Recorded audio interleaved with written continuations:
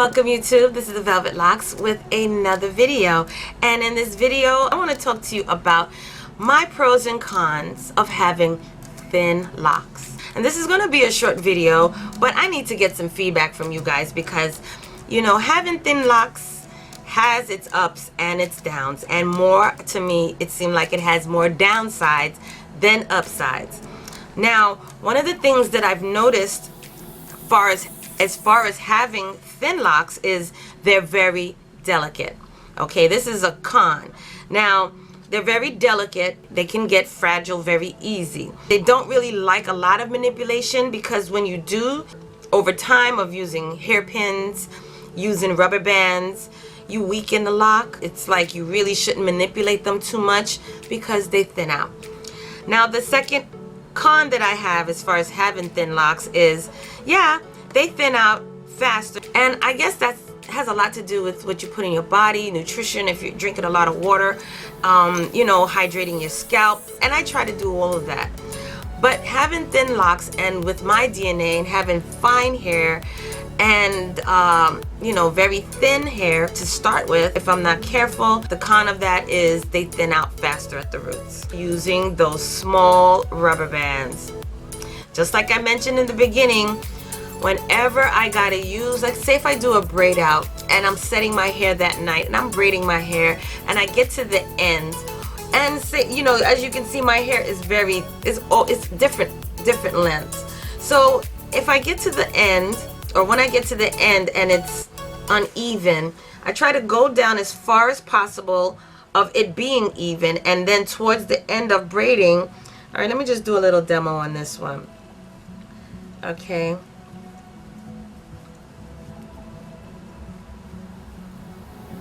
See, now towards the end of braiding the hair, I start to run into uneven locks. So I try to get them as much as possible to be joined. Then what I do is I put the rubber band, well, I try to flip my lock over, and then I'll rubber band the ends like this.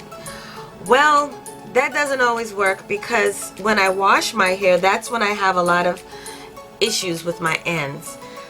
And most of my issues are the fact that my ends don't seal, and they're very straight, they're curly, and those thin out also with pulling, with tugging, with, you know, putting it in one, twisting up, doing flat twist, or sticking these doggone hairpins, sticking these hairpins in my hair to do a style. So yes, these are things that can wear out your locks, and in certain areas, mostly in the back, it seems like my texture in the back is so much different than my texture in the front. So those are more fragile locks back there. I guess my hair is more finer back there, and they can really get damaged easy if I don't, you know, really be mindful of it. So it's usually when I have my hair in one. Those shorter locks are the ones that suffer because those are the ones that are more towards the rubber band, the pulling, the tightening, or the, you know, wrapping around of it, and then the little lock will be right there, right on the tip, and that's what will suffer. So that's the problem. Another con that I have as far as my locks are the fact that they are all different lengths. I want more uniform locks, and I've started lots of locks in between my initial starting of my lock journey. So as my hair grows and it thickens, I've been making baby locks in between. Of course, the baby locks are not going to grow to the actual length of my mature locks, so oftentimes I may have to put an extension on that and put it to the actual length of my hair. Now this one, for example, is a lock that I started way afterwards, and at the time it was very short, so I then put an extension, sewed my extension onto it, just so that it will look a little more uniform. Because the last thing, like, okay, let me show you one that I've started, and it's progressing. I'm not going to put an extension on it yet, but this one right here that I started, okay, it's not quite mature and ready for an extension, but that's one of many that I have in my hair. I have a good 10 babies that I started in my locks. Yeah, it's just sticking out. So, and then ones that I started a while ago that are just short right now.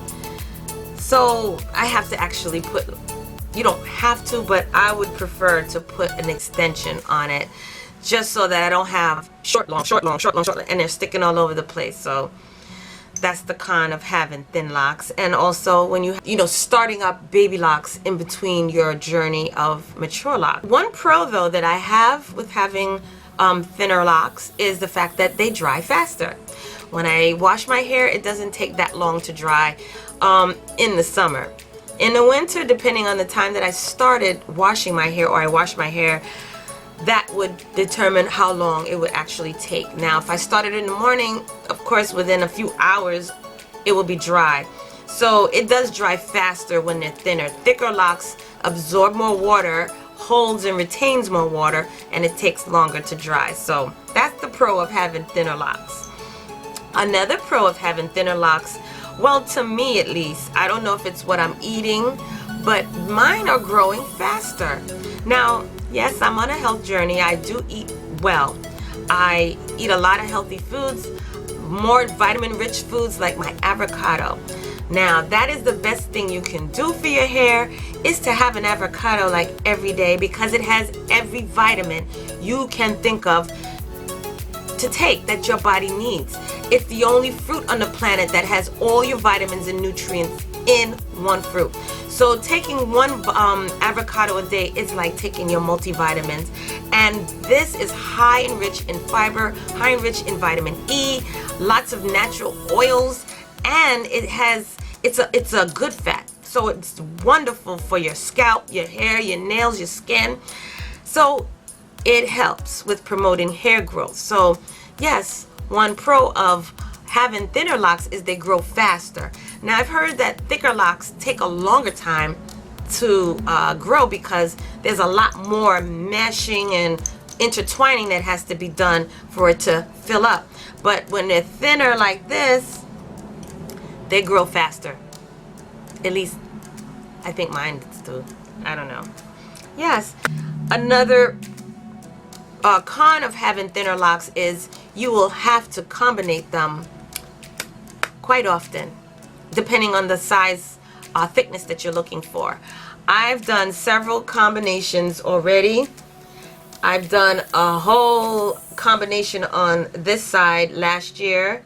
I did a video on I'm combining all my locks. Well, I combined the majority of them and then came back again after they've rested, got comfortable, did some more growing, and just to see what the skin, not the skin, but the hair growth around that lock is, so that I know if I can actually get hair from that to make it more stronger, to make that lock more stronger and thicker. So I had to rest a little bit from combining, just so that I can get more hair growth within a few more months, and then make that lock a little stronger. When they're too thin, they're very fragile. So combining them helps, and it helps with the prolongedness of you having locks. But the manipulation of it and how much you manipulate your hair will determine how healthy your hair will be eventually. Okay, now another problem that I had with my locks, which I don't have anymore because I don't do that anymore, is use permanent color on my hair. And when I use permanent color on my locks, it seemed like it kind of wore some areas out. Now, after much maintenance and repair, what I do now is I use semi-permanent colors, and it's less harsh, it's just as vibrant, and you get more longevity to me out of the semi-permanent than you do with the permanent, at least with the color red. So yes, one problem with having thinner locks is they will thin out even faster when you use bleaches on your hair. Okay, try never to put bleaches in your locks. In the beginning, when I started my journey, I eventually colored my hair blonde. Now I love the blonde color and I wish I could have kept it, but of using all of those bleached products, regardless of how little that bleach is, it will dry your locks out really bad, and it will also thin out your locks if you don't wash it out really good. So that was my dilemma at the time. So combated that, all is good. But yes, those are the cons and pros of having thin locks, okay? And let me know what you think. What are your cons and pros of having thin locks, all right? Comment down below and we'll talk. All right, thank you so much, you guys, for joining me.